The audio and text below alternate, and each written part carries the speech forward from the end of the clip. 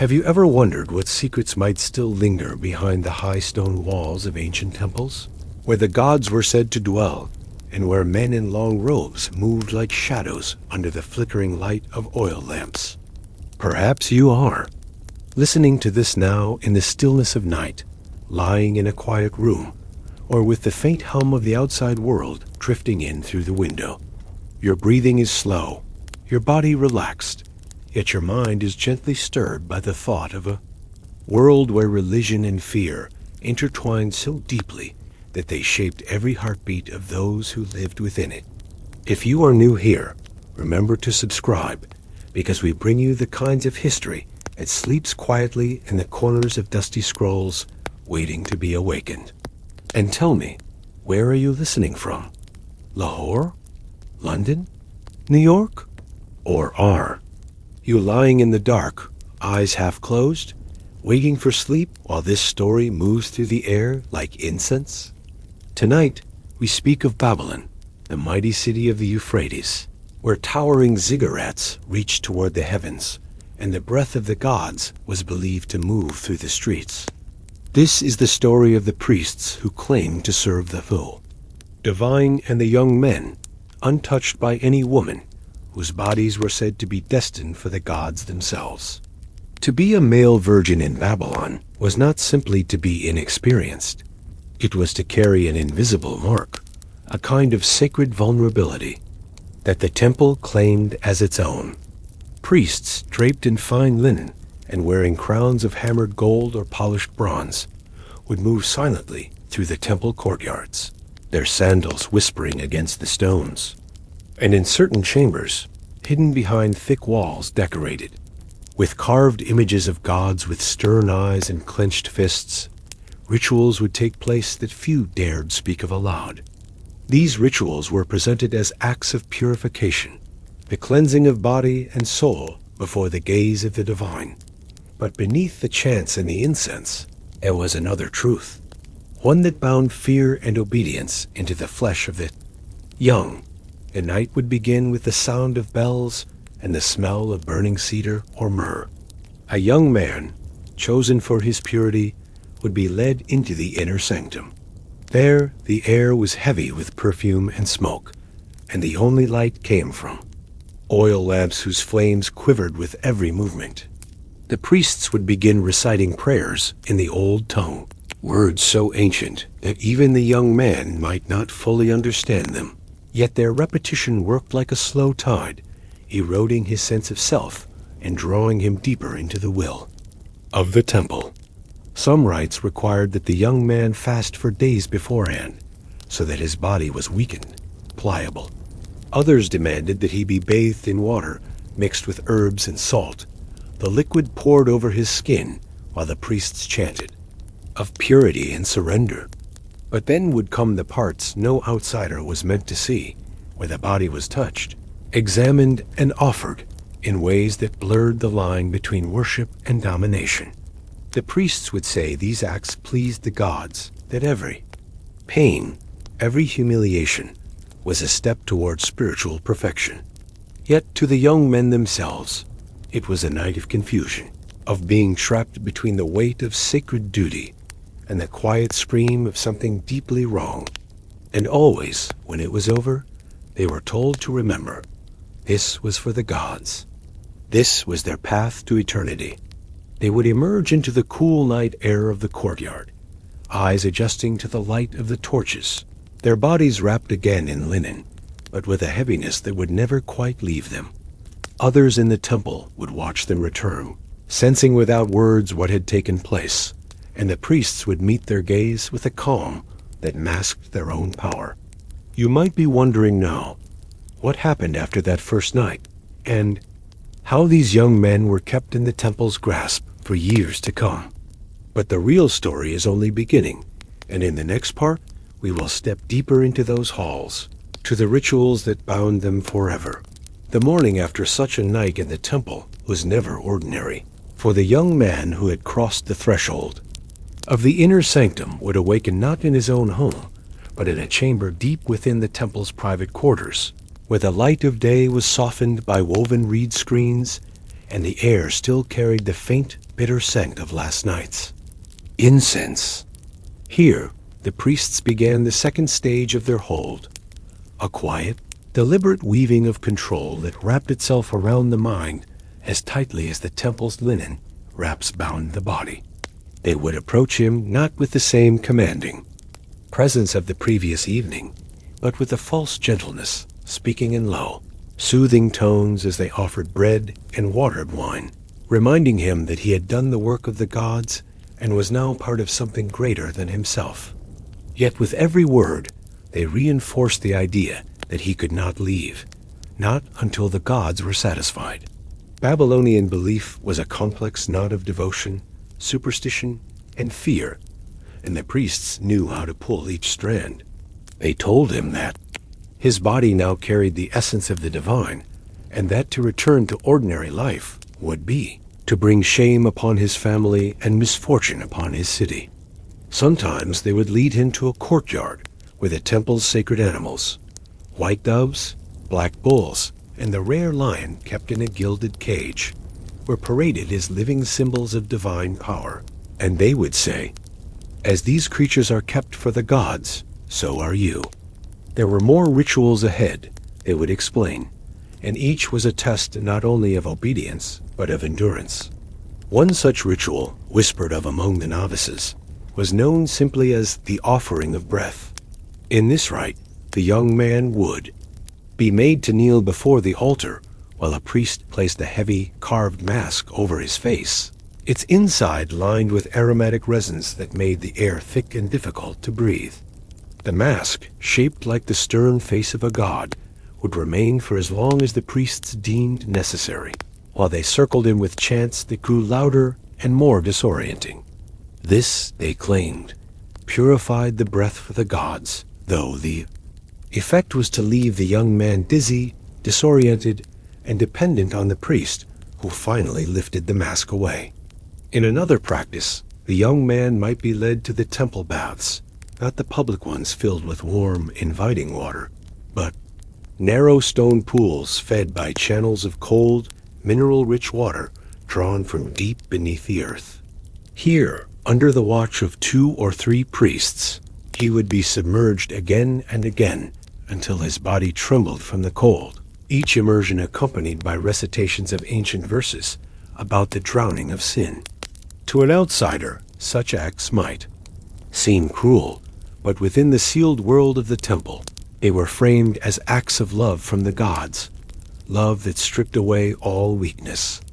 And so the days would pass in a haze of strange ceremonies. Hours spent sitting cross-legged on the polished floor of the reading chamber, while priests read aloud from clay tablets, their voices steady as they recounted laws, omens, and stories of heroes who had given everything to the gods.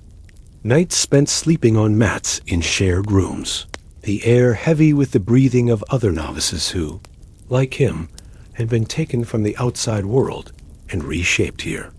What bound them all together was not just the shared experience of the first night, but the knowledge that escape was nearly impossible. The temple was its own city within the city, guarded at all hours by men who owed their livelihoods to the priesthood. And beyond its gates, the stigma was worse than the confinement. A man who left after being touched by the gods would be seen as cursed, unfit to marry, unfit to hold land, unfit even to be buried in his family's tomb. The priests understood this fear and used it like a chain. But the most disturbing acts were still to come. For once a young man had been broken to the temple's will, priests could demand almost anything in the name of the gods. They would speak of a ritual known as the Night of Binding, a rite that took place only during certain celestial alignments, when the moon was low and the temple's shadow stretched across the sacred square. In that darkness, the young men were called one by one, bound at the wrists with dyed cords, and led into the deepest chamber where the air was so still it felt as though even time held its breath. There, they were told they would serve as the chi, vessel for the god's spirit, though what followed was an ordeal of exhaustion, submission, and the slow erosion of their will. And still, The priests would remind them, with every chant and every touch, that this was not cruelty, but destiny, that the gods chose only the most pure for such service. You might think the worst had already happened, but the temple had ways of reaching deeper into the soul than the body, and in the next part, we will see how the priests turned belief itself into the most unbreakable chain of all. If the first nights and days in the temple broke the body and bent the will, what came next sought to reforge the young man entirely, not into an individual with his own desires, but into a living extension of the temple's power. This was the stage where the priests no longer needed to apply open force. By now, the young man had learned to accept every word, every gesture, as the will of the gods. It began with what the priests called the days of silence. For a full cycle of the moon, the young man was forbidden to speak unless directly commanded. His days filled with ritual cleaning of the temple floors, polishing of the sacred vessels, and standing for long hours before statues of the gods, eyes fixed on the carved stone faces, while his thoughts slowly unraveled. At night, he would sleep on a straw mat in a narrow cell lit by a single oil lamp, its light flickering against the clay walls, shadows twisting into shapes that almost seemed alive. Every morning, before dawn, a priest would come to his cell, sprinkle his head with cold water, and lead him to the purification hall, a long, echoing chamber where rows of novices stood side by side, naked under the gaze of the priesthood, while water mixed with ash was poured over them. The ash, they were told, was the dust of holy offerings, ground from the remains of incense and sacrificial fires, and to let it touch their skin was to be marked as property of the gods. But as the days passed, the line between ritual and punishment blurred. In one of the most feared ceremonies, known in whispers as the weighing of purity, the young man was placed on a great stone platform, his wrists bound to iron rings, while priests hung weights from cords looped over his arms. They would chant as the cords cut into his skin, declaring that each added weight pressed impurity out of him until the pain became a dull, constant throb. Then, without warning, the weights would be removed, and he would be wrapped in a robe of unwashed wool, its coarse fibers scratching his skin as he was led to the altar to kneel for hours more. In these moments, the body and mind began to betray each other, his muscles trembling from strain, while his mind clung desperately to the belief that enduring this meant he was chosen. The priests reinforced this with carefully chosen words, telling him of past servants of the gods who had endured even greater trials and been rewarded with visions or the promise of life after death among the divine. Some novices claimed that during the long silences and the endless hours before the altar, they began to see shapes in the air, the glint of gold, the shadow of wings, the slow turning of stars inside the temple walls. Whether these visions were born from exhaustion, hunger, or something stranger, the priests seized upon them, declaring them proof of divine favor. Yet the price of such favor was high, for the next stage demanded the most intimate surrender. On certain nights, when the temple bells rang in a slow, deliberate rhythm, the young men were led to the chamber of binding oaths. Here, under torchlight, they were made to kneel in a circle, while the high priest recited a litany of commands, each one to be repeated, word for word. They swore never to speak of the temple's rites to an outsider, never to resist the will of the priesthood, never to claim ownership over their own bodies, for they now belonged to the gods. To seal this oath, a thin blade was drawn lightly. Across the palm, a drop of blood pressed onto a strip of linen, and the strip tied around the neck as a permanent sign. From that night forward, the priests could summon them at any hour, for any purpose, without question. And so the transformation was complete. The young man who had once walked into the temple as a citizen of Babylon now lived as something else entirely, his name known only within those walls, his life bound to the temple's shadow. Yet, for all, their control, the priests still had one final tool to deepen their hold. A ritual that reached beyond the body, beyond even the mind, and into the core of faith itself. And that, perhaps, was the most horrifying act of all, which we will step into in the next part as we follow him into the night, where belief became the very chain that kept him forever. The ritual that came next was spoken of only in hushed tones even within the temple.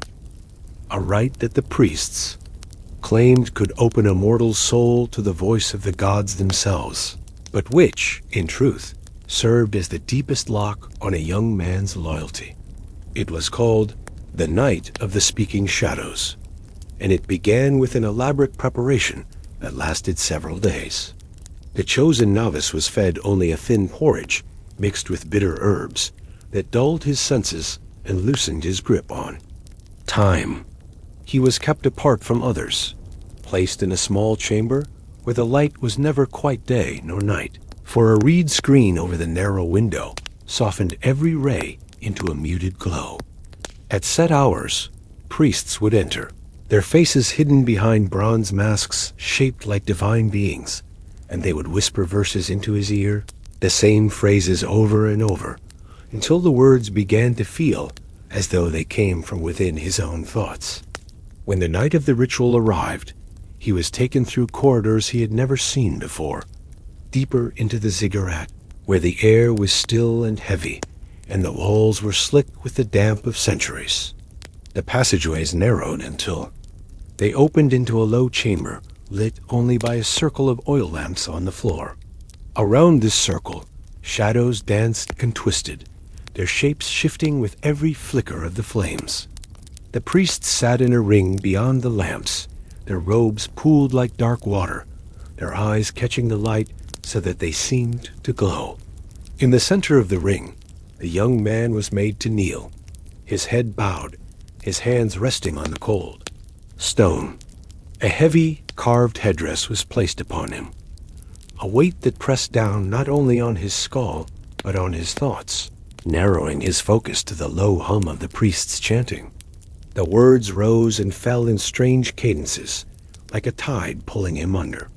At intervals, one priest would step forward to drip scented oil onto the stone in front of him, the smell sharp and almost intoxicating, and another would lean close to murmur promises, visions of the gods walking among men, of being lifted to the heavens in golden chariots, of having his name spoken for eternity in the halls of the divine. Yet these promises were laced with warnings that should he ever break faith, the gods would withdraw not only their favor, but the very breath from his lungs. The combination of sensory overload, hunger, exhaustion, and fear created something the priests relied upon, a state in which the mind became malleable, open to suggestion. As the chanting deepened, the flickering shadows began to take on forms: the stern face of Marduk, the lion's mane of Ishtar, the coiling serpent of Tiamat, and in his weakened state, the young man could not tell whether they were illusions or revelations. The priests would seize on this uncertainty, declaring that he had been granted a vision, that the gods themselves had spoken to him through shadow and flame. To seal this belief, the rite ended with the marking of the breath, the high. Priest would hold a clay cup over the young man's mouth and nose, forcing him to inhale a thick, sweet-smelling vapor until his vision blurred and his body swayed. In that haze, a final phrase would be whispered, meant to lodge deep in his memory. "You are the mouth of the god. Speak only as commanded." When he awoke in his cell the next morning, the headdress gone, the oil lamps extinguished, he would find a new mark painted in red ochre on his chest, a symbol known only to the temple, which proclaimed him a vessel of the divine. From that day forward, other novices would bow slightly when passing him, not out of respect for him as a man, but for the God they believed now lived within him. This was the perfect snare. He could no longer imagine himself outside the temple, without feeling as though he were betraying the very voice in his head. And yet, the priests were not done. There were still darker, more physical rites to come. designed not just to bind his loyalty, but to remind him, in every movement of his body, who owned you. Those were the acts that even the oldest priests spoke of reluctantly, and it is into those shadowed corners of the temple that we will walk in the next part. There came a point in the journey of every novice when the rituals of the mind were no longer enough, when the priests sought to etch the temple's ownership not just into thoughts and memories, but into the very flesh itself. This stage was known in the inner circles as the carving of the vessel, though no novice was told what it meant until the night it happened. It would begin quietly, almost gently. The chosen young man summoned after sunset to assist in what he was told would be a private offering to the gods. He would be led through the familiar outer halls, the scent of incense heavy in the air, the sound of the temple's great bronze bell marking the hour. But instead of stopping in the sanctuaries he knew, the priests would guide him to a low, arched doorway he had never passed through before. Beyond it lay a chamber lit by a ring of narrow torches, their light casting sharp, wavering lines across the stone floor. In the center was a raised platform covered in white cloth, and beside it a shallow bronze basin filled with water in which floated petals and pieces of chalky stone. Around the edges of the room stood 4 priests, each wearing the same heavy bronze masks, their eyes visible only as glints through the slits. The young man would be told to remove his robe, and though by now the stripping away of clothing had become a ritual he no longer resisted, there was something different in the way the priests watched, not the impersonal gaze of purification, but an intent that made the air feel heavier. He would be made to lie on the platform, his arms and legs gently but firmly fastened with cords dyed deep red, and knots tied with a precision that came from years of practice. The high priest would step forward, holding a narrow, curved blade that glinted in the torchlight. No words of comfort were spoken. Instead, a chant began, low and rhythmic, the same phrase repeated in the old language. The blade's edge was drawn slowly, not to harm deeply, but to cut shallow, deliberate lines into the skin, often on the chest, shoulders, or upper arms. These marks were not meant to kill or maim, but to leave permanent patterns, symbols that the priests claimed were the pathways through which the gods would pour their power. The cuts were washed with the scented water from the basin, which burned as it cleaned, and the petals floating within clung briefly to the skin before sliding away. In some temples, this was followed by rubbing a mixture of ash and ground minerals into the cuts so that the scars would remain dark and visible for life. The young man was told that these scars were sacred, a visible sign of his bond with the divine, but in truth they were an unmistakable brand, one that would mark him anywhere he went, ensuring that he could never hide his past. Once the carving was complete, the cords were removed, and a heavy robe was placed over his shoulders.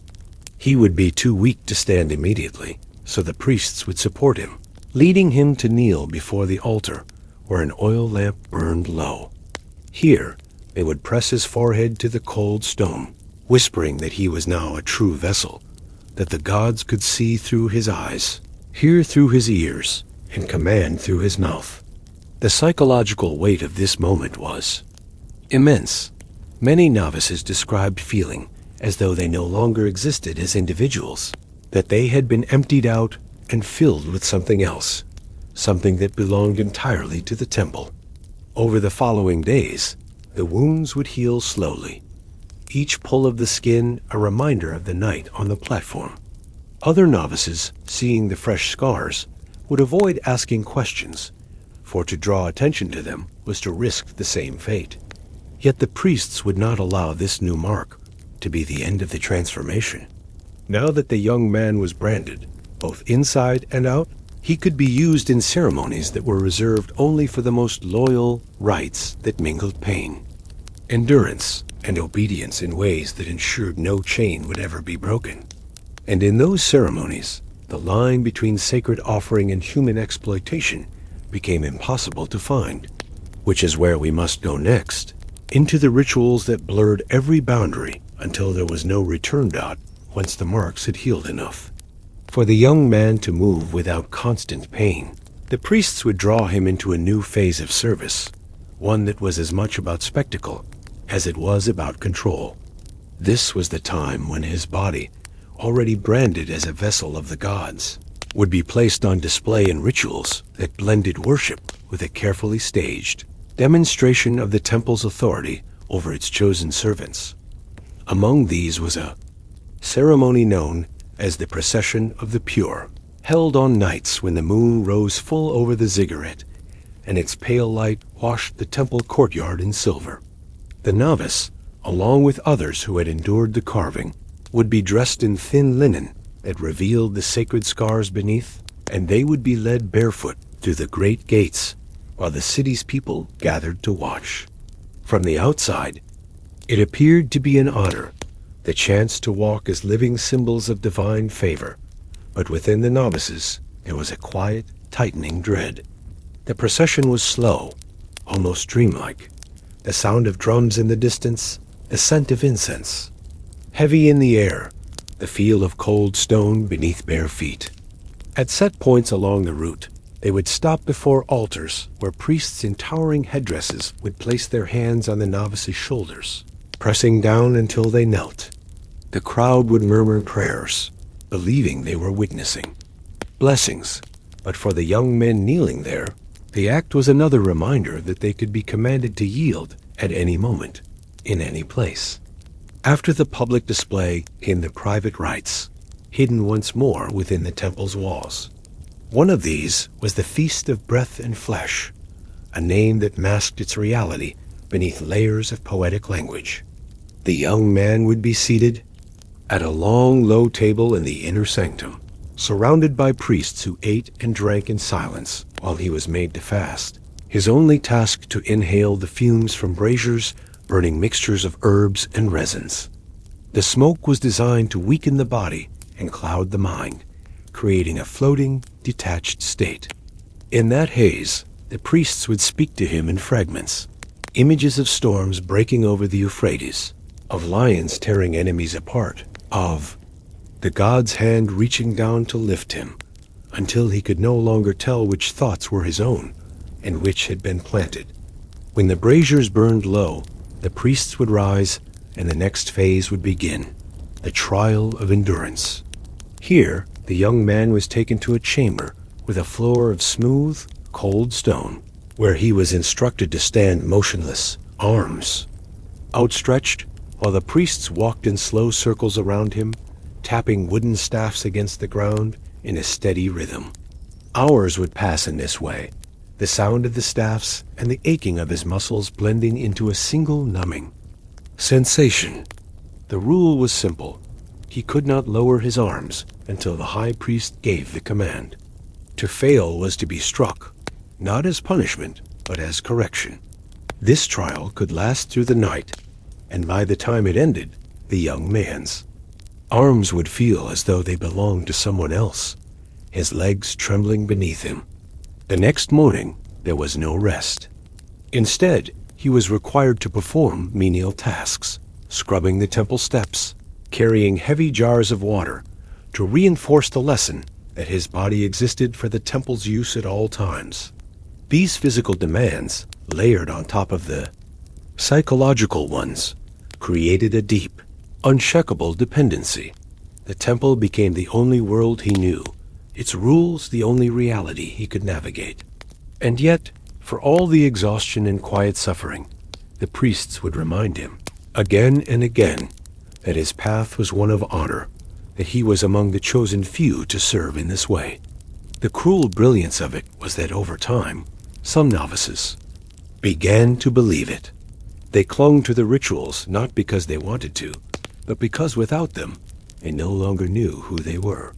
It was at this point, when obedience had become second nature, that the priests introduced the most invasive and personal rites, ceremonies that would strip away the final fragments of private selfhood and leave nothing but the role the temple had created. Those are the rites we will step into next, with a boundary between service to the gods and complete surrender to human. Control dissolves entirely. By the time a novice had endured months of the temple's processions, trials, and endless cycles of obedience, he was no longer the same person who had first stepped through its gates. The priests knew this was the moment to enact the most personal and irreversible of their rites, ceremonies designed to claim the last remnants of individuality and bind him so tightly to the temple that escape became unthinkable. One such ritual was known within the inner priesthood as the sealing of the flesh. Unlike the public displays or endurance trials, this was performed in a room so small and quiet that the sound of a breath could be heard across it.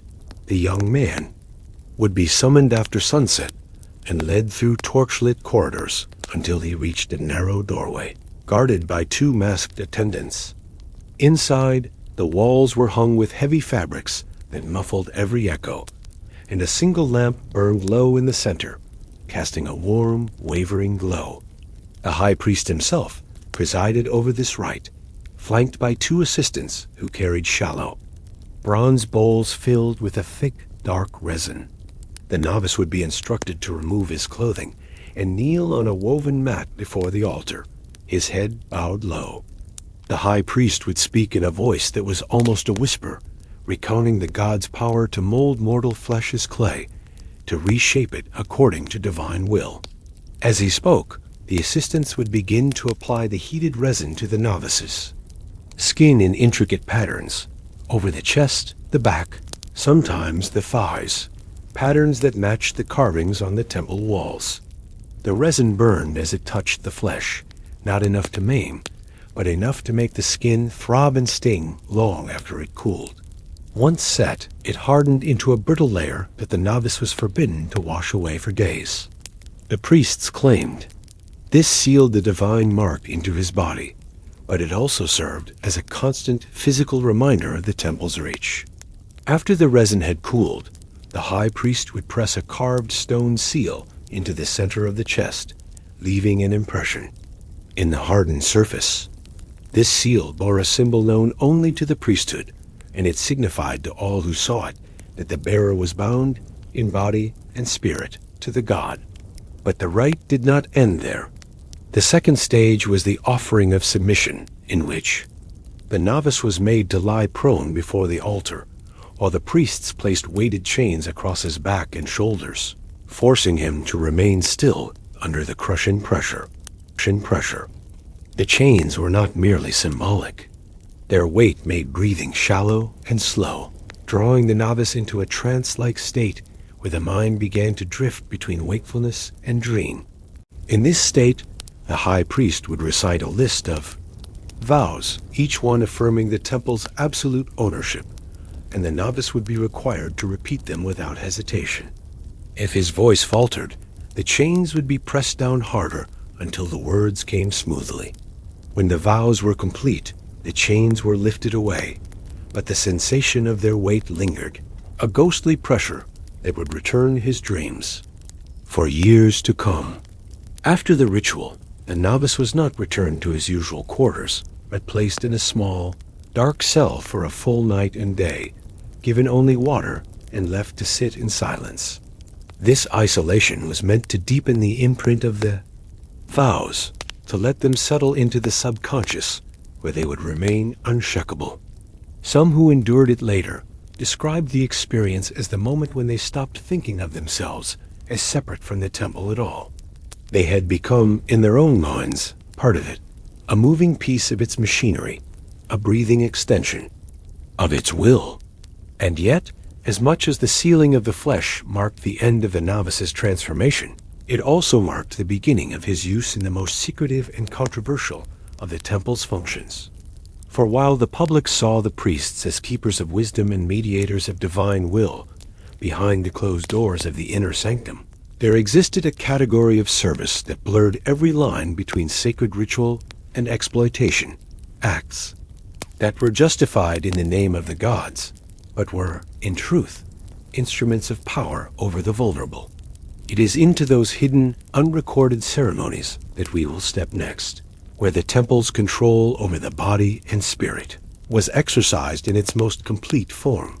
Once the sealing rites had been completed and the novice's mind and body fully claimed, he was considered ready for what the priesthood called the Night of Full Service, a title that, to the uninitiated, might have sounded like an honor, but to those who had passed through the temple's inner corridors, it was understood as the most complete surrender a human could be forced to give. This rite was performed rarely, often tied to significant celestial events, the rising of a particular star, the turning of the year, or the appearance of omens recorded by the temple's astrologers. On such nights, the chosen novice would be summoned from his quarters without warning, taken first to the baths where his body was scrubbed with coarse cloths, dipped in water, scented with crushed myrrh and juniper, the friction both cleansing and reddening the skin. His hair would be oiled and combed until it lay smooth, and his body anointed with a thin sheen of perfumed oil that caught the flickering light of the torches. Dressed only in a thin sash at the waist, he would be led barefoot across the cool flagstones to the deepest part of the temple, where the air grew warmer and heavier with every step. There, the walls were lined with golden panels depicting scenes of divine power, gods holding lightning, gods trampling enemies, gods receiving offerings from kneeling mortals. A novice would be placed in the center of a low, circular platform, while priests gathered in a ring around him, their chants building slowly, the rhythm like a heartbeat. The ceremony began with acts framed as blessings. A priest would touch the novice's shoulders, chest, and brow with a carved rod dipped in wine, murmuring words in the old language. Another would trace patterns on his back with the flat of a bronze blade, the cold metal making him shiver. But as the chanting intensified, the nature of the acts shifted. The young man would be made to hold poses for long stretches, arms out, head bowed, while priests approached one by one to enact gestures said to channel divine energy, though their physical intimacy and commanding presence made it clear that the novice's body was no longer his own. Some gestures were symbolic, some were invasive, and all were carried out under the justification of sacred necessity. Throughout the rite, the novice was forbidden to speak, his silence both a rule and a test.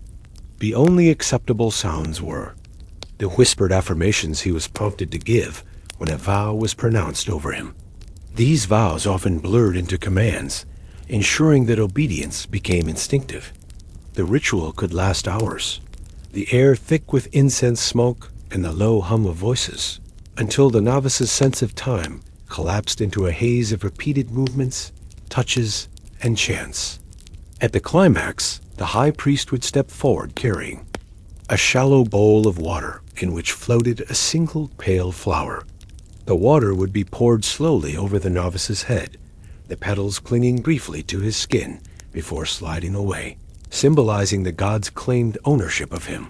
After this, he would be wrapped in a heavy linen cloak and led, still barefoot, back to his quarters in near silence. For the rest of the night, he would not be permitted to sleep, but would instead sit cross-legged before a small altar in his cell, staring into the flame of a single oil lamp as he was told to meditate on the vows taken. By morning, exhaustion and the lingering haze of incense would have blurred the edges of memory, leaving only impressions, the weight of hands, the sound of chants, the feel of the cold blade tracing his skin. This vagueness was intentional. The priests knew that memories half remembered could be shaped into whatever the temple wished them to be.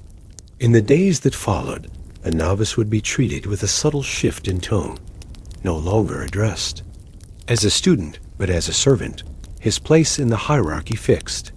And yet, even after such a complete act of possession, there were still deeper layers to the temple's rituals, ceremonies with a line between religious devotion and personal.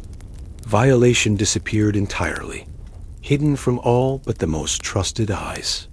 It is into that darkness we must go next, where the temple's power was exercised, not as spectacle, but as secrecy, and where the most horrifying acts were hidden behind the softest voices. If the night of full service was the most visible assertion of the temple's ownership over a novice, and what came next was its most invisible. A rite so deeply hidden within the ziggurat's inner chambers that few outside the highest ranks of the priesthood even knew it existed. It was called the Vigil of the Veil, a name whispered only among those who had endured it, for the priests framed it as the moment when a mortal soul was bound directly to the god's will. Yet its methods were more about breaking than binding. A young man, selected in complete secrecy, would be taken from his quarters in the dead of night, led barefoot along corridors so dark that even the torchlight seemed swallowed by the stone. He would be brought to a door of black cedar, carved with scenes of gods shrouded in mist, and beyond it lay a room without windows, its walls lined with heavy draperies that muted all sound from outside. At the center stood a low altar of polished obsidian, its surface cold and unyielding.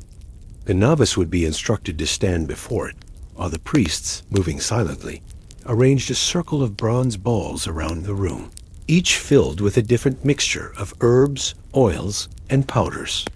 One by one, these were set alight, releasing plumes of smoke that curled upward in twisting patterns, filling the air with a dense, almost suffocating haze. The scents mingled, sweet, bitter, acrid, and cloying, until the air became a heavy cloud that blurred the edges of sight. A novice would begin to feel lightheaded, his thoughts drifting, his limbs growing heavy. In this state, the priests would begin to speak, their voices layered so that no single one could be picked out, their words alternating between blessings and warnings. They told him of the god's infinite gaze, that it followed him even in darkness, that it saw every thought and every hesitation. Then came the central act of the vigil. The novice was blindfolded with a strip of black linen, and a thin veil, woven from hair and fine thread, was draped over his head and shoulders, its weight slight but constant, its strands brushing against his face with every breath. This, the priest said, was the veil between the human world and the divine, and until he passed the trial, he would remain beneath it. What followed was a series of instructions given in the same soft, hypnotic tones. Kneel, rise, hold your hands over the altar without touching it. Speak the words you are told, fall silent when commanded. Hours passed in this way, the novice's sense of time unraveling as the commands and silences blended into a rhythm that was both soothing and oppressive. Periodically, the veil would be lifted just enough for a hand to touch his face, chest, or shoulders, not to harm, but to remind him that even in darkness, he was never beyond the reach of the temple. In the final stage, the blindfold was removed, but the veil remained, its strands now dampened with oil so that they clung lightly to his skin. He would be told to stare into the surface of the obsidian altar, its black mirror reflecting the dim glow of the smoke-shrouded lamps, and to see there the god's face. In his dazed, half-conscious state, the patterns of light and shadow could take on almost any form, and the priests would seize upon whatever he described, declaring it a divine vision.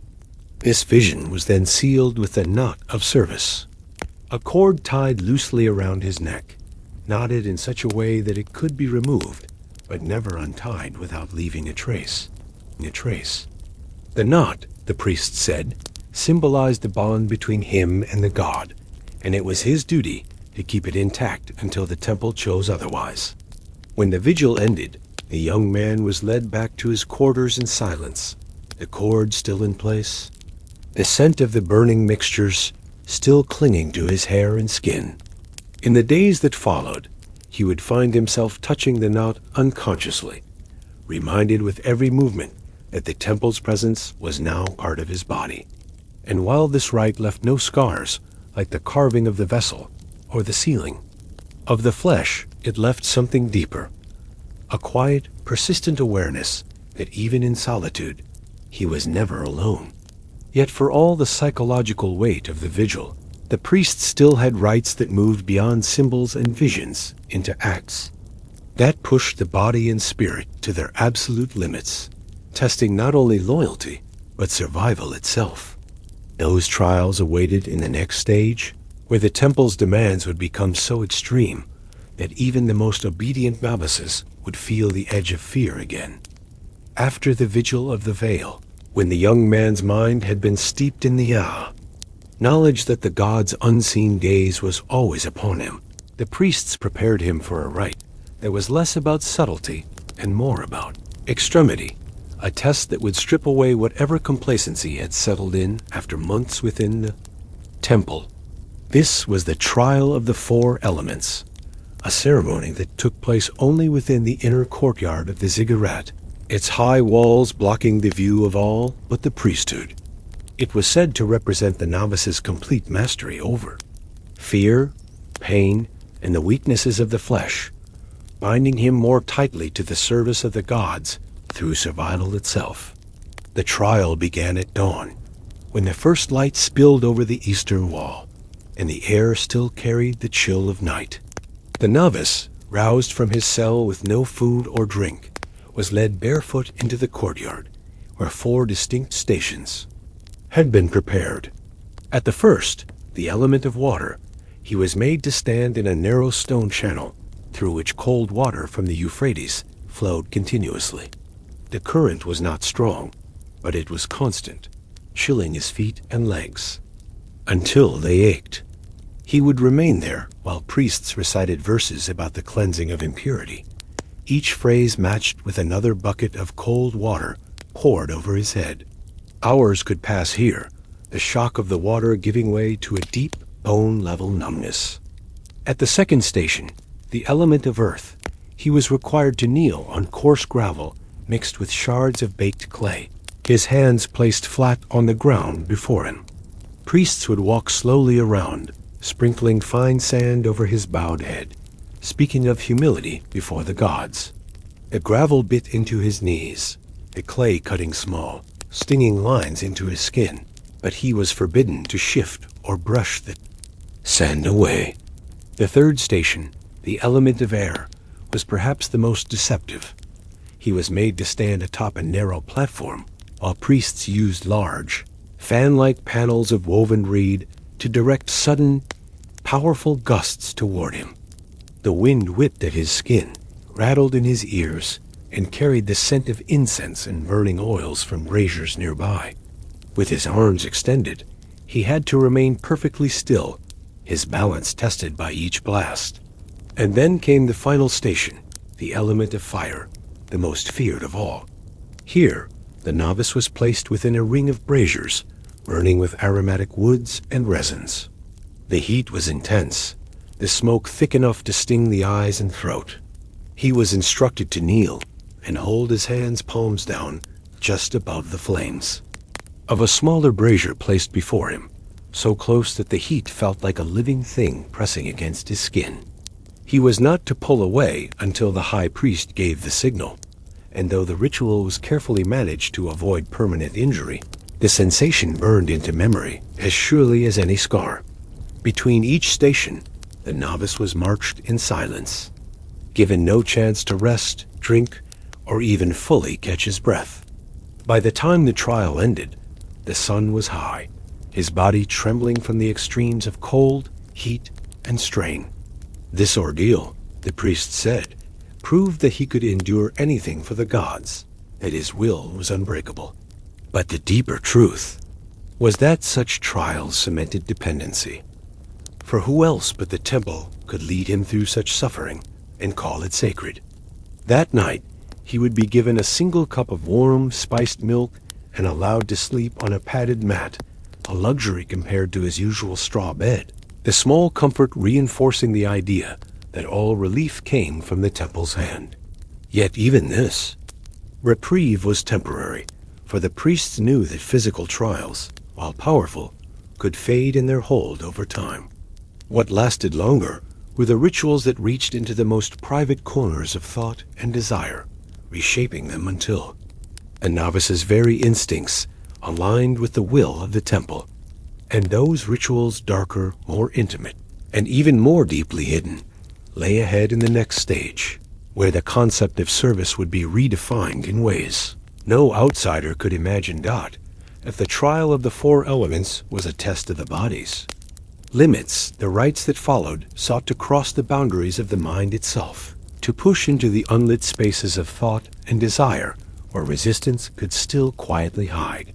This next stage was known within the temple as the Rite of Possession, and it was regarded as both a spiritual pinnacle and a final surrender, a moment when a novice ceased to think of himself as an independent being at all. The ceremony began long before the chosen night, with weeks of preparation meant to strip away the novice's ordinary patterns of thought. His daily tasks were altered so that he no longer followed the familiar rhythms of the temple. He might be woken in the middle of the night to sweep the sanctuary steps, ordered to sleep during the day, or kept in a constant state of uncertainty about when he would be called to act. His meals became irregular, sometimes a full platter of bread and dates, sometimes nothing more than a cup of thin broth. These disruptions blurred the line between waking and dreaming, between the hours meant for prayer and those meant for rest, until all time belonged equally to the temple. When the day finally came, the novice would be bathed in water mixed with honey and ground lotus petals, the liquid warm and clinging against his skin. He would then be dressed in a robe so light it was almost transparent, the fabric brushing against him with every movement. This was intentional. The priests knew that every sensation would feel sharper in his heightened state. He was led to the Hall of Echoes, a chamber deep within the ziggurat where the walls curved in such a way that the faintest sound seemed to linger and return from every direction. Here, the priests formed a circle around him, each carrying a small bronze bell. One by one, they began to ring them, the tones overlapping, sometimes harmonizing, sometimes clashing, until the sound seemed to fill not only the hall, but the novice's own head. Then, the high priest stepped forward carrying a small, ornate vessel from which rose a slow spiral of fragrant smoke. The novice was told to breathe it deeply, and as he did, the world seemed to soften. The bells grew distant, the torchlight blurred, and the faces around him became indistinct shapes. In this haze, the priests' voices began to weave together in a chant, speaking of the god's will entering the vessel of the novice's body, of surrendering every impulse, every thought, every hidden desire to divine control.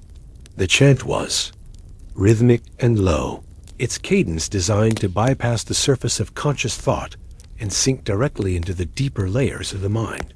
At intervals, one priest would step forward to place a hand on the novice's chest, over his heartbeat, while another touched the crown of his head.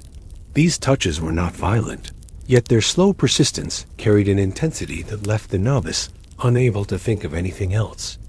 As the rite deepened, the novice would be asked to repeat certain phrases. I am the god's vessel. My hands act only by command. My will is the will of the temple. Each repetition felt easier than the last until the words no longer felt like a foreign script, but like truths he had always known. To seal the possession, the high priest would produce a small stylus tipped with gold and dip it into a dark, red pigment made from crushed minerals and wine. With this, he would inscribe a short series of symbols across the novice's forearms and collarbone, marks that would fade from the skin within days, but remain fixed in memory. Once the last symbol was drawn, the bells ceased, the chanting fell silent, and the novice would be guided to lie on a low couch beside the altar. There, in the heavy stillness, the high priest would whisper a final command, to sleep and dream of the god's voice. When the novice awoke hours later, alone in the chamber, he would find that the symbols had already begun to smudge, as if they had been absorbed into the skin. Yet their impression lingered far longer in the mind, shaping every thought that came after. From this point forward, Even his dreams could feel like extensions of the temple's will. A quiet, unending echo of the night, he was claimed entirely. And still, the priests were not finished. Now that he had been mentally and spiritually possessed, the temple would turn to the rites that used this new state for its most secret purposes. Ceremonies whose nature was so guarded that even other novices could only guess at what happened within those walls. Those are the rites we must step into next, where the temple's claim was not only total, but put to use in ways that blurred worship and domination into a single, inescapable act. Once a novice had passed through the Rite of Possession, there was no longer any question in his own mind that he belonged wholly to the temple. The priests understood that this was the point at which obedience was no longer a matter of enforcement, but of reflex, and it was in this state that they could draw him into the most guarded of the temple's functions, the chamber of the unseen offering. This was not a place spoken of in the public prayers, or even hinted at in the scriptures recited to the ordinary faithful. It was a space buried in the foundation levels of the ziggurat, reachable only through a series of staircases and corridors, whose doors were barred behind the novice as he passed. The chamber itself was small, circular, and without any windows, its walls made of dark stone, polished until they reflected the light of the few oil lamps placed on high shelves. In the center stood a platform covered in thick, black cloth, and around it a series of narrow wooden benches where only the highest-ranking priests were permitted to sit. The rite began without announcement. No drums, no bells, no chanting at first. Only the quiet footsteps of the priests as they took their places, the sound of their robes brushing against the stone. The novice was brought in wearing a simple white wrap, his head lowered, his hands clasped in front of him.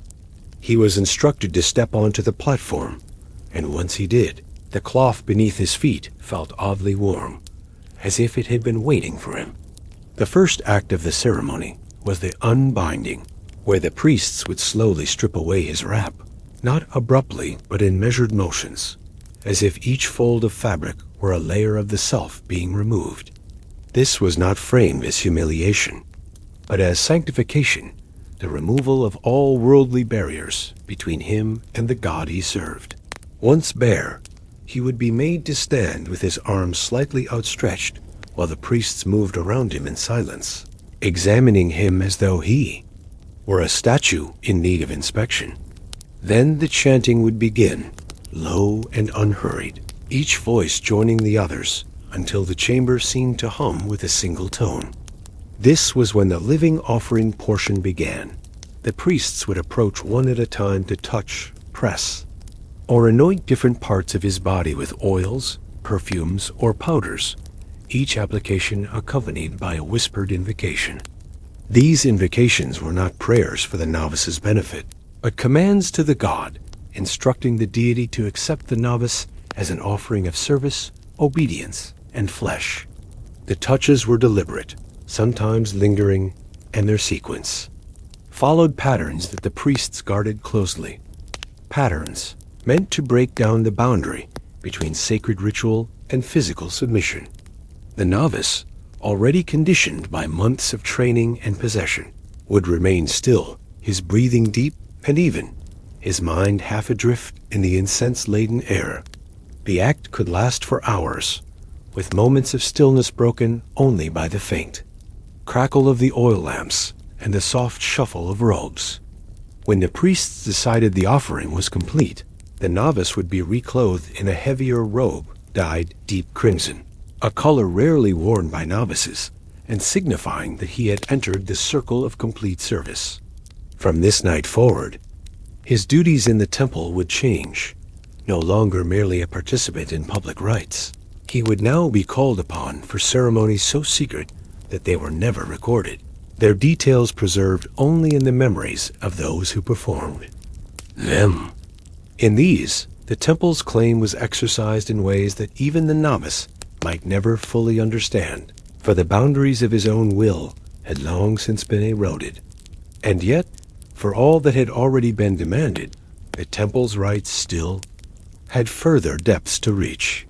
The priests believed that true devotion was proven not only by obedience in controlled conditions, but by the ability to carry the God's will into moments of fear, pain, and uncertainty, and to do so without hesitation.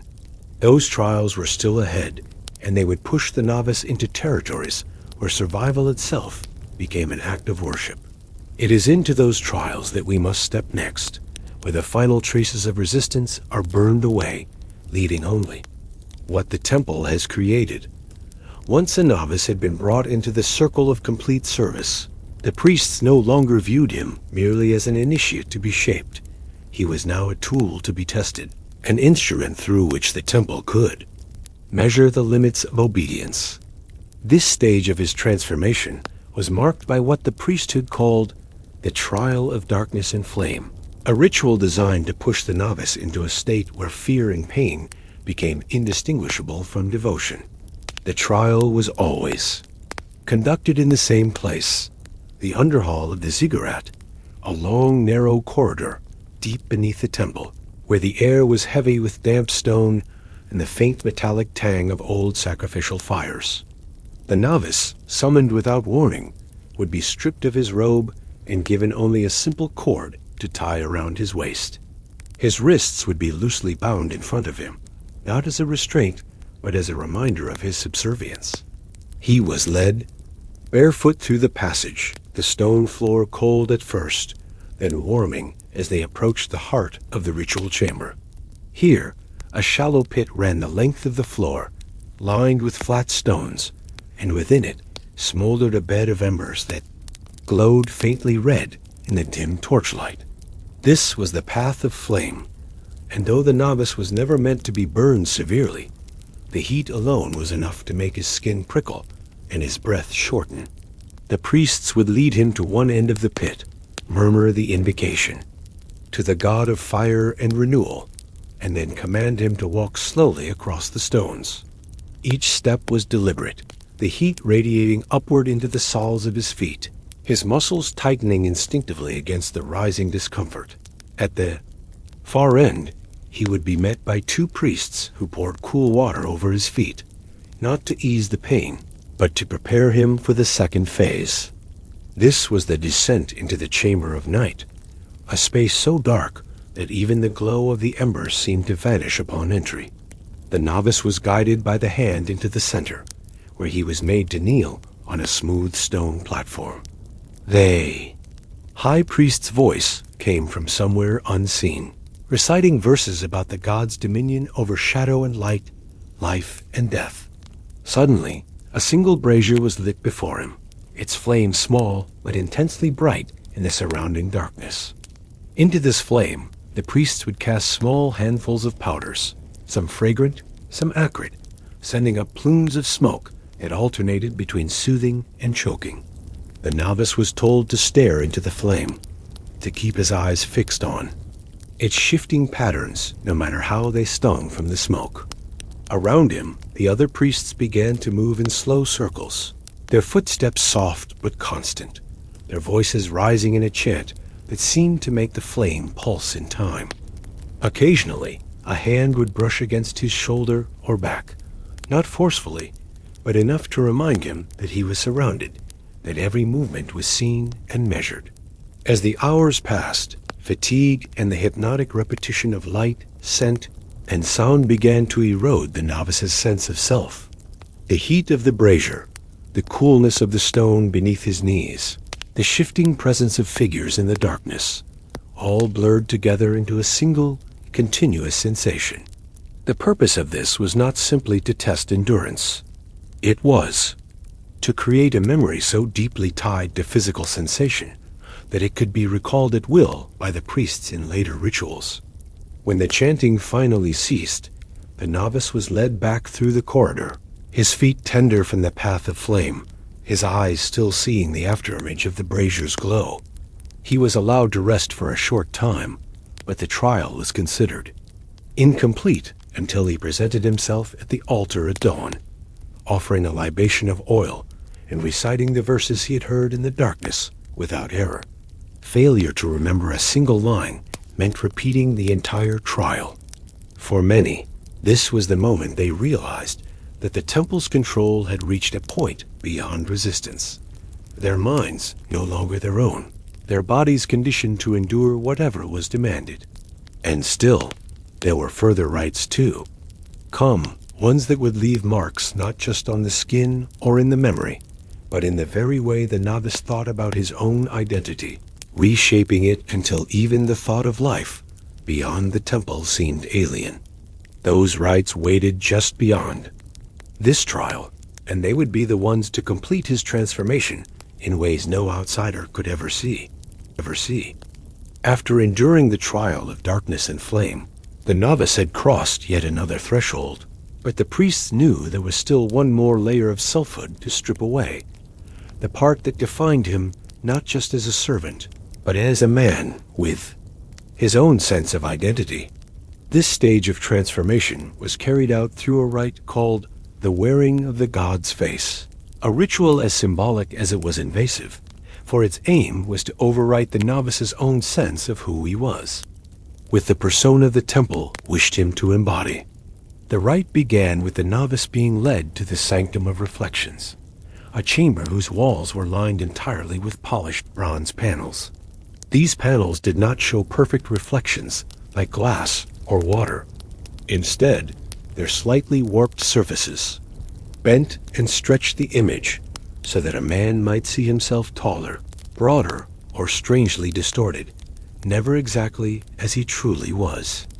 The novice, dressed only in a plain white kilt, would be positioned at the center of the room on a circular platform, inlaid with black and red stone. Around him, priests would stand in complete silence, each holding a mask carved from wood and painted in the likeness of one of the temple's gods.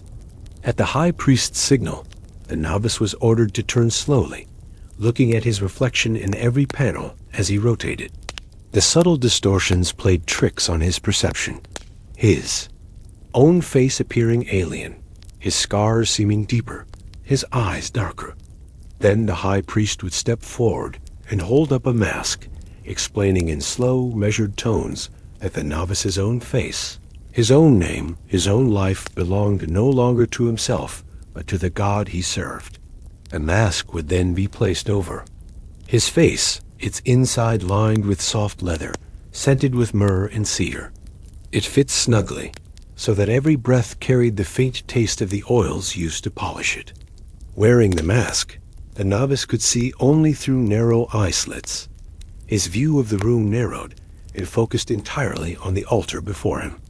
The priests would begin a chant in the old tongue, a deep, resonant rhythm that seemed to come from the walls themselves. As the chant continued, the novice would be instructed to perform slow, deliberate movements, bowing, raising his arms, kneeling, all in imitation of the gestures made by statues of the gods in the temple. The mask grew warmer with each breath, its scent filling his senses until it was all he could smell. Hours would pass in this way, the novice moving and breathing as if he were the god himself. Occasionally, the high priest would step close and whisper commands framed as divine. Thoughts. Your will is the temple's will. You speak only with the temple's voice. You are no longer yourself. These words, repeated while the novice's own face was hidden and replaced by the gods, were meant to lodge deep in his subconscious. In the final stage of the rite, the mask was removed, but only after the novice was made to kneel before a bronze panel and look into his distorted reflection again. The priests would tell him that what he now saw was not his true self, but the remnant of the man he had been before, a remnant that would fade entirely if he continued to serve faithfully. To mark this transformation, the novice's name in the temple records was altered, replaced by a title that referred only to his role in the god's service. From this point forward, even other novices and lower-ranking priests would refer to him by this title rather than his birth name. This erasure of personal identity was the most insidious act yet, for it ensured that the novice could no longer even think of himself outside the context of the temple. And still, the process was not complete. The priests had one final series of physical and psychological trials in mind, rites that would combine all the previous elements, pain, endurance, obedience, and the loss of self, into a single, all-encompassing ceremony that would seal the novice's fate forever. Those rites, feared even by those who performed them, waited in the next stage of his transformation. Once the novice's name, face, and identity had been stripped away in the wearing of the god's face, the priests considered him ready for the final proving of his devotion, a rite they called the binding of the living pillar. This ceremony was designed not only to test the novice's endurance, but to fuse his body and spirit permanently into the service of the temple, a symbolic act that merged every prior trial into one unbroken ordeal. It took place in the hall. Of the four corners, a vaulted chamber beneath the ziggurat where the air was cool but heavy, and the walls were carved with scenes of gods holding chains over kneeling men. In the center of the hall stood a single column of white limestone, its surface smooth from years of use in the rite. At the appointed hour, the novice was led into the hall by four priests, each taking one of his limbs and positioning him against the pillar. His wrists were drawn behind it and bound together with braided cords dyed deep red, the color of sacrifice. His ankles were tied with cords of black, the color of submission. The knots were intricate, not merely functional. Each twist and loop-formed symbols, the priests believed, had power to bind the soul as well as the flesh. Once secured, the novice was made to stand for a time in complete silence while the high priest circled him, reciting in a low voice the catalog of all he had endured, the trials of water, earth, air, and fire, the carvings and sealings, the vigils and possessions, the wearing of the god's face. This recitation was both a reminder and a warning that all of it had led to this moment, and that there would be no return. Then the true ordeal began. At each of the four corners of the hall, a brazier was lit, one for each element. Priests took turns bringing small clay bowls filled with ash, water, sand, or glowing embers, and pressing them lightly against different parts of the novice's body. The ash was smeared across his chest, leaving a gray film over the skin. The water was poured over his shoulders, running cold down his back. The sand was scattered across his feet. The embers were held close enough for him to feel their heat without burning. The sequence repeated over and over, the sensations layering and blending until he could no longer tell one from another. All the while, the cords around his wrists and ankles grew tighter as his muscles strained, each small movement pulling the knots against his skin.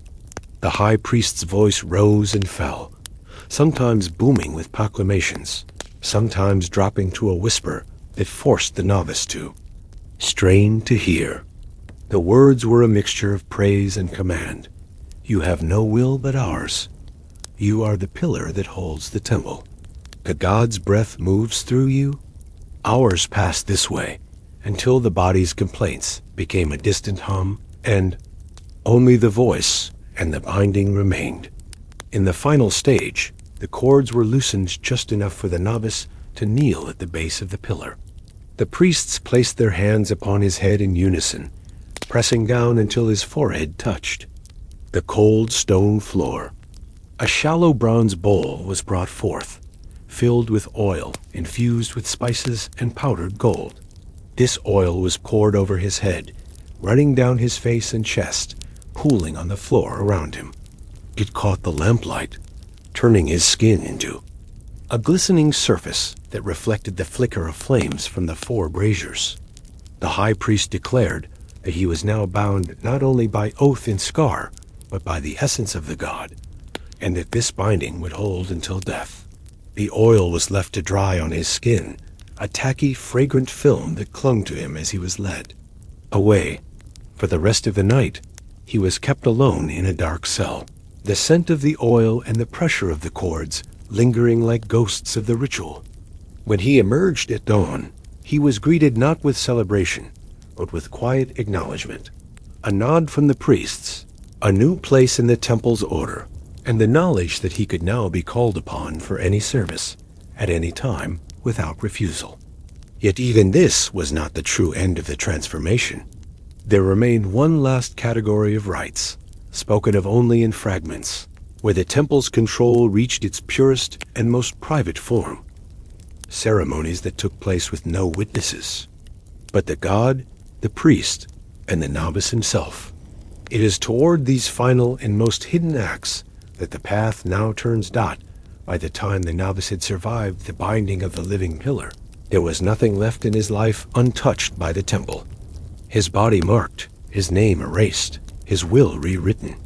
And yet, the priests reserved for him one last series of trials that were spoken of in the vaguest terms, even among those who had endured them. These were called the Nights Without Witness, ceremonies that took place in the innermost sanctum, a space so hidden that no other novices, no attendants, and no guards were allowed to enter. The room itself was small and dim, its walls lined with deep red draperies that muffled sound and seemed to swallow the light of the few oil lamps placed around the perimeter. In the center was a low platform of black stone, polished to a sheen, and warm to the touch as though it had absorbed the heat of countless rituals. On the appointed night, the novice would be brought in after sunset, stripped of his robe, and wrapped in a length of fine linen so sheer, clung to every contour of his body. He was made to stand on the platform, his head bowed, while the high priest entered alone, carrying a small bronze vessel that gave off a thin ribbon of scented smoke. This smoke was unlike the incense used in public rites. Its aroma was sweeter, heavier, and tinged with something that left the air feeling thick in the lungs. The high priest would circle the novice slowly, speaking in a low voice that never rose above a murmur. The words were not chants or scripture, but direct instructions, each one framed as the voice of the god. You will stand until I command. You to kneel. You will not close your eyes unless I permit it. You will breathe as I tell you. These commands were designed to reduce the novice's world to nothing but the sound of that voice. Then came the anointing, the high priest dipping his fingers into the vessel and tracing slow, deliberate lines of warm oil across the novice's skin, down the arms, across the chest, over the shoulders, along the spine. Each stroke was part of a pattern the priest alone knew, and the oil left a faint, tingling sensation wherever it touched. Once the anointing was complete, the novice was told to kneel on the warm stone platform, the linen wrap cooling around him. The high priest placed his hands on either side of the novice's head, tilting it upward so that their eyes met. In this moment, the priest would deliver what was called the word of ownership, a single phrase in the old tongue, never translated, that was said to bind the novice's soul to the god forever. The phrase was repeated 3 times, each time softer, until it was barely audible, but still seemed to echo in the novice's mind. After this, the priest stepped back and instructed the novice to lie flat on his back, the linen wrap still covering him, while the smoke from the vessel was wafted directly over his face. The scent grew stronger, and with it came a sense of weightlessness, as though the platform beneath him had vanished. In this haze, the high priest's voice returned, speaking not commands, but visions. The god watching through the novice's eyes, speaking through his mouth, moving through his limbs. These visions, vivid in the altered state, were meant to remain lodged in the mind long after the night ended, shaping every action that followed. The ceremony would conclude not with a dismissal, but with the high priest draping a heavier robe over the novice and guiding him out in silence, leaving him to return to his quarters without explanation. In the days after, he would not be questioned about what had happened, for those who had undergone the nights without witness never spoke of them, even to one another. It was as if the silence itself was part of the binding. And though this rite was performed only a few times in a novice's service, its effect was lasting. From that point onward, the temple's commands could be obeyed without hesitation, without thought, as if they were impulses rising from within. Yet even this was not the end, for there remained the final public ceremony, the one that would seal the novice's place in the temple's hierarchy for the rest of his life, a rite that combined the spectacle of the public processions with the private intensity of the hidden rituals, ensuring that every eye in Babylon would see him as the temple's living possession. That closing act of transformation waited just ahead, the final public ceremony for a novice who had passed through every hidden trial. Every private binding and every whispered vow was known throughout the priesthood as the Day of Unveiling. To the city, though to the novice himself, it was the moment when his private surrender became a spectacle for the entire community of Babylon.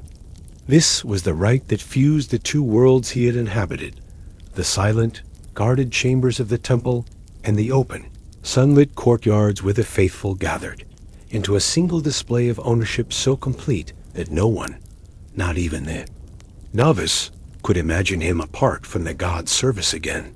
The preparations began at dawn, when the novice was roused by attendants and taken to the purification baths. Here, he was washed not by ordinary servants, but by senior priests who poured warm, scented water over him in slow, deliberate motions, murmuring blessings in the old tongue. His skin was scrubbed with fine sand and palm fiber until it glowed, and his hair was oiled until it shone in the torchlight. Once cleansed, he was dressed in a ceremonial garment unlike anything he had worn before, a long, sleeveless robe of white linen embroidered in gold thread with the sacred symbols of the temple, the fabric so fine it seemed to ripple like water when he moved. Around his neck was placed a heavy collar of polished bronze, its surface engraved with his new title, the one given to him during the wearing of the god's face, his birth name now buried in the past. The collar was deliberately weighty, a constant reminder of the burden of his role. When the sun reached its highest point, the novice was led to the great courtyard, where the people of the city had already gathered. The air was filled with the smell of burning cedar and the low hum of anticipation.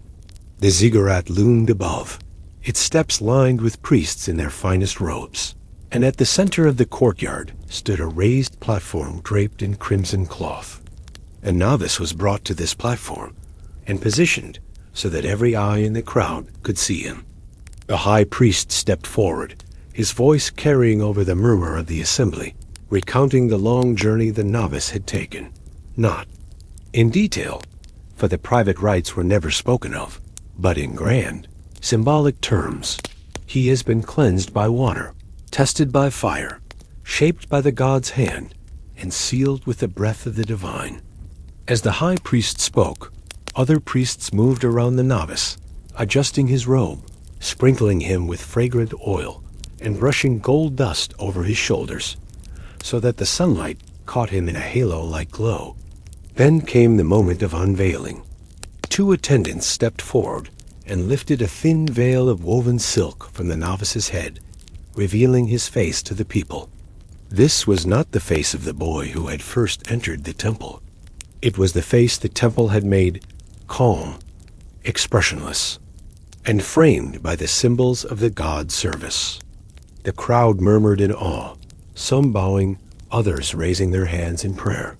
In this moment, the novice ceased to be an individual in the eyes of the city. He was now an extension of the temple, a living emblem of divine will. To seal this transformation, the high priest took a small amphora of wine and poured it in a slow stream over the novice's feet, the liquid pooling on the platform before running off its edge. As this wine flows from the vessel, he intoned, so his life flows from the god. The novice was then made to walk the length of the courtyard, the crowd parting to let him pass, before being led back into the temple through its great bronze doors, which closed behind him with a deep, resonant clang. From that day forward, he would walk the streets only on temple business, and always in the company of priests. The city would know him by his title and his robe, never by the man beneath them. And though the public believed this to be the highest honor, the novice knew, in the quiet recesses of his mind, that it was also the final lock on the door of his freedom.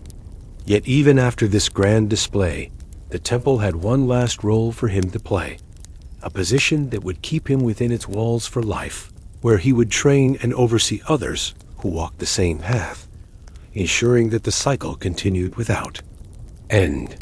That final transformation, from the temple's possession to its instrument, awaited in the next and closing stage of his journey. After the day of unveiling to the city, the novice's life entered a stage that was no longer defined by trials and transformations, but by a new and unspoken purpose, to become part of the machinery that had shaped him.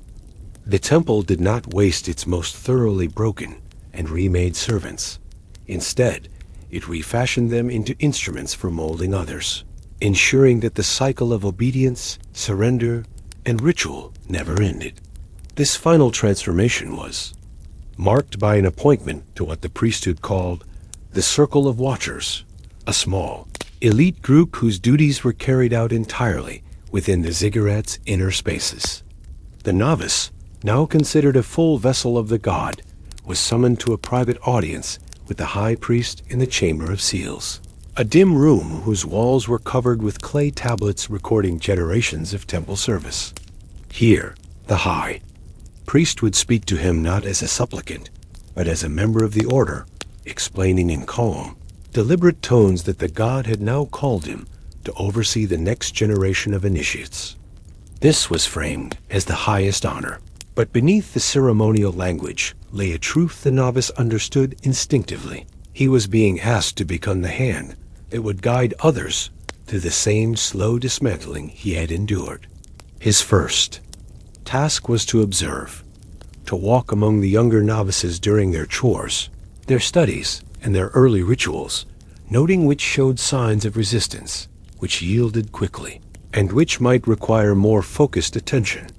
The Circle of Watchers operated with subtlety, never confronting openly, but directing the lower priests on when to increase the pressure or when to grant small rewards. Over time, he was introduced to the more delicate duties, standing in the background during the trials of the four elements, silently assessing whether the trembling of a novice's hands came from exhaustion or fear, accompanying the high priest during the Rite of Possession, ready to reinforce a command with nothing more than a well-timed touch on the shoulder, assisting in the chamber of the unseen offering by preparing the oils, adjusting the lamps, and ensuring the sequence of movements unfolded without interruption. Each task was a mirror of something he himself had once experienced, and in performing them, he felt the strange pull of recognition, a reminder of the nights when he had stood, where they now stood, not knowing what would come next. The temple's control deepened in this stage in a different way. By making him complicit, it ensured that his loyalty was no longer only to the god, but to the system itself. There was a dark skill to this work, for it required an ability to read the smallest signs of a novice's breaking, the slackening of the shoulders, the way the eyes lingered too long on the floor, the tightening of breath when a certain phrase was spoken. His role was not to offer comfort, but to ensure that every novice reached the point of no return, just as he had. Occasionally, he would be entrusted with the most private assignments, to conduct a portion of the nights, without witness in the high priest's absence, to oversee the wearing of the god's face for a particularly resistant novice, or to stand guard at the hall of the four corners during a binding of the living pillar. In these moments, he understood that he was no longer only a vessel. He was now a keeper of the very keys that had once locked him in. The weight of this knowledge was not light, yet the temple ensured that he saw it as sacred duty.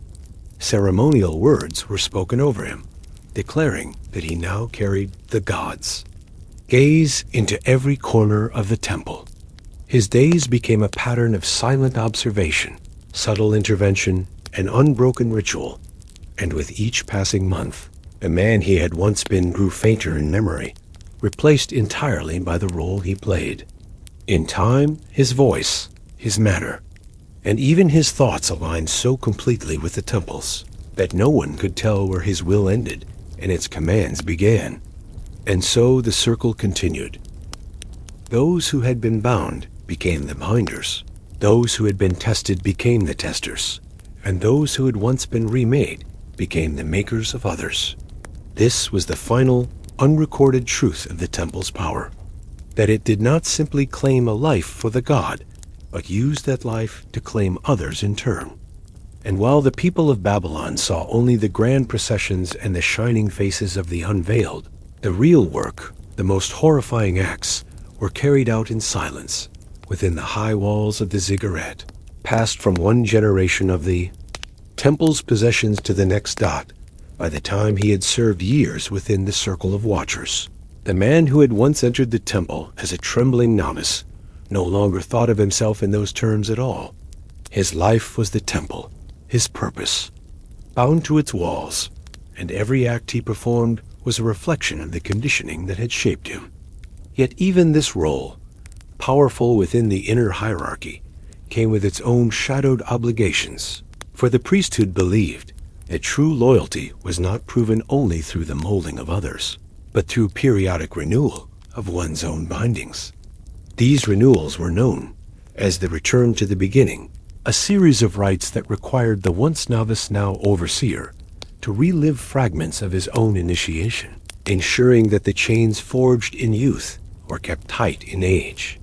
The process began without warning, often in the middle of the night, when two senior priests would enter his quarters and order him to follow without question. He would be led along the same narrow corridors he had once walked as an initiate, down into the lower chambers where the air was damp and still. Here, the familiar spaces of his past trials waited, the purification hall, the bronze-walled sanctum of reflections, the hall of the four corners. At each location, a condensed version of the old ritual was performed, a cold water immersion in the purification hall, the donning of the god's mask in the sanctum, the brief binding to the limestone pillar in the four-cornered hall.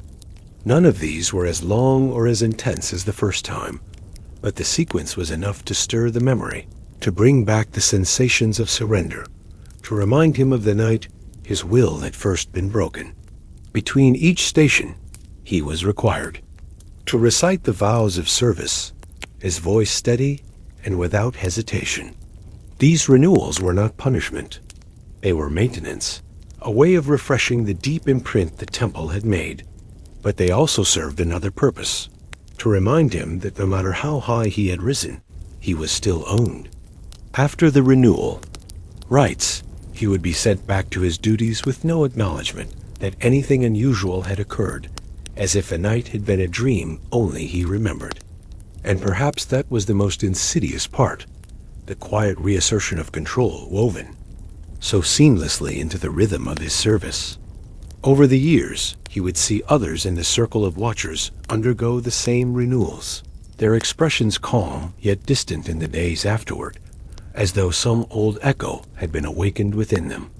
By now, he had trained many novices, some of whom had already taken their own place in the inner circle, continuing the cycle without question.